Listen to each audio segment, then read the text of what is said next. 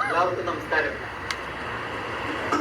ഇപ്പോൾ ഉഷയുടെ പുസ്തകത്തിന് ഒരു താങ്ക്സ് പറയാം, അല്ലെങ്കിൽ അതിന് ആശംസകൾ അറിയിപ്പിക്കാനുള്ള ഒരു നിയോഗമാണ്. ആദ്യത്തെ പുസ്തകത്തിനും എനിക്ക് അവിടെ അറ്റൻഡ് ചെയ്യാൻ പറ്റി, അതിനും ഒരു നിയോഗം ഉണ്ടായിരുന്നു. ആ പുസ്തകത്തിനും ഞാൻ കൺമുടനുണ്ടായിരുന്നു.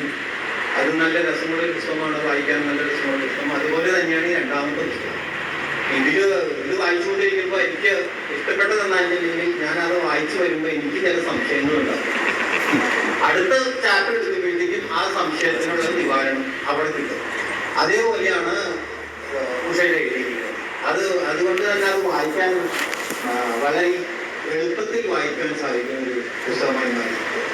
ഈ പുസ്തകം നമുക്കിപ്പോൾ വീട്ടിൽ കൊണ്ടുവയ്ക്കുകയാണെങ്കിൽ രണ്ട് തരത്തിൽ വായിക്കാം.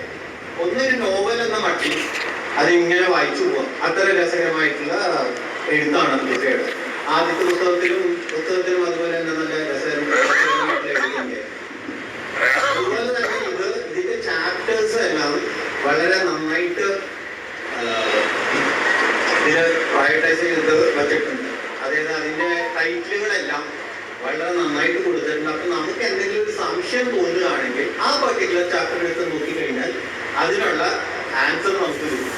ഇതിന് ചില ചാപ്റ്റേഴ്സിന്റെ ഒക്കെ ടൈറ്റിൽ നോക്കി വായിക്കുമ്പോൾ തന്നെ നമുക്ക് ഭയങ്കര ഒരു ക്യൂരിയോസിറ്റി തോന്നും. ഒന്ന്, സംക്രാന്തിയിലെ വിഭ്രാന്തി. അത് കാണുമ്പോൾ തന്നെ നമുക്കത് എന്താണ് ഈ സംക്രാന്തിയിൽ എന്തൊരു വിഭ്രാന്തി നമുക്ക് തോന്നും. അപ്പൊ ഞാൻ ഇതിന്റെ ഇടയ്ക്ക് കയറി അത് വായിച്ചു. അപ്പൊ അത് നല്ല രസം അത് വായിക്കാം. അപ്പൊ അതിലുള്ള ഷുഗറിന്റെ ലെവൽ കുറയുമ്പോൾ എന്താ സംഭവിക്കുക എന്നുള്ളത് അതിൽ നിന്ന് മനസ്സിലാക്കാം. അതുപോലെ തന്നെ സംഗതി അല്പം സീക്രട്ടാണ്. അപ്പൊ ഇങ്ങനെയുള്ള ചില രസകരമായിട്ടുള്ള ടൈറ്റിലുള്ളതൊക്കെ ഞാൻ ആദ്യം വായിച്ചു തീർക്കും. അത് കഴിഞ്ഞിട്ടാണ് പിന്നെ ആദ്യം മുതൽ പിന്നെയും വായിക്കും. അപ്പൊ അങ്ങനെ നമുക്ക് അതൊരു റെഫറൻസ് ബുക്കായിട്ട് പോലും ഉപയോഗിക്കാൻ പറ്റും.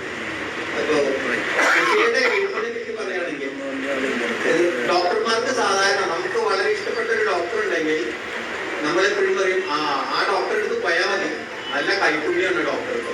അപ്പൊ ഡോക്ടർമാരെ നമ്മൾ കൈപ്പുണ്യം എന്ന രീതിയിൽ നമ്മൾ പല ഡോക്ടേഴ്സിനും പോയി കാണാറുണ്ട്. അപ്പൊ എനിക്ക് വളരെ തീർച്ചയാണ് ഡോക്ടർ ഉഷയെ പലരും അതുപോലെ കൈപ്പുണ്യമുള്ള ഡോക്ടർ ആയതുകൊണ്ട് പലരും പോയി കാണുന്നുണ്ടാവണം. എൻ്റെ കസിൻ ശിവദാസ് എന്നോട് പറഞ്ഞിട്ടുണ്ട്. അതുപോലെ വളരെ ഫേമസ് ആയിട്ടുള്ള ഒരു ഡോക്ടറാണ് ഡോക്ടർ ഉഷ അമൃതദേവൻ. അപ്പൊ ആ കൈപ്പുണ്യം ഡോക്ടർ എന്ന നിലയുള്ള കൈപ്പുണ്യം ഡെഫിനറ്റ് ആയിട്ട് ഉഷയ്ക്കുണ്ട്. പിന്നെ രണ്ടാമത് സ്ത്രീകൾക്കുള്ള ഒരു കൈപ്പുണ്യം അടുക്കളയിലെ കൈപ്പുണ്യം.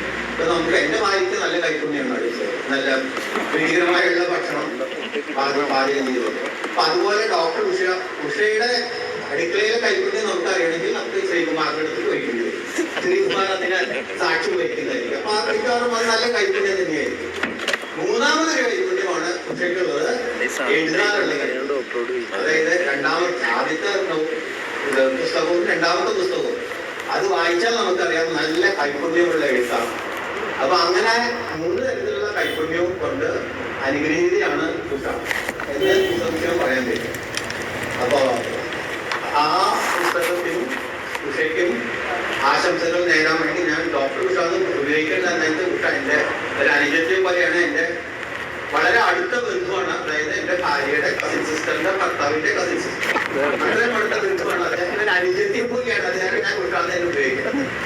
അപ്പൊ ഉഷയ്ക്കും ഈ പുസ്തകത്തിനും എല്ലാ ആശംസകളും നേരുന്നു. അതുപോലെ ഇത് പ്രസിദ്ധീകരിച്ച ഗ്രീൻ ബുക്സിനും ആശംസകൾ നേരുന്നു. അപ്പൊ ഞാൻ ഈ യെല്ലോ ഫ്ലവറിന്റെ ഒരു പ്രത്യേകത ഉണ്ട്. എന്താ വെച്ചാൽ ഞാൻ ആദ്യത്തെ പുസ്തകത്തിന് ആശംസ നേരാൻ പോയപ്പോ എനിക്കൊരു റെഡ് ഫ്ലവറാണ് കിട്ടിയത്. ഇത്തവണ എനിക്ക് യെല്ലോ ഫ്ലവർ കിട്ടി. പല കളറിലുള്ള ഫ്ലവറുകൾ ഇനിയും ഉഷയുടെ പുസ്തകങ്ങൾക്ക് വേണ്ടി ആശംസ അർപ്പിക്കാൻ പോകുമ്പോൾ എനിക്ക് കിട്ടട്ടെ എന്ന് ഞാൻ എന്നെ തന്നെ ആശംസിച്ചു. എല്ലാവർക്കും നന്ദി, നമസ്കാരം.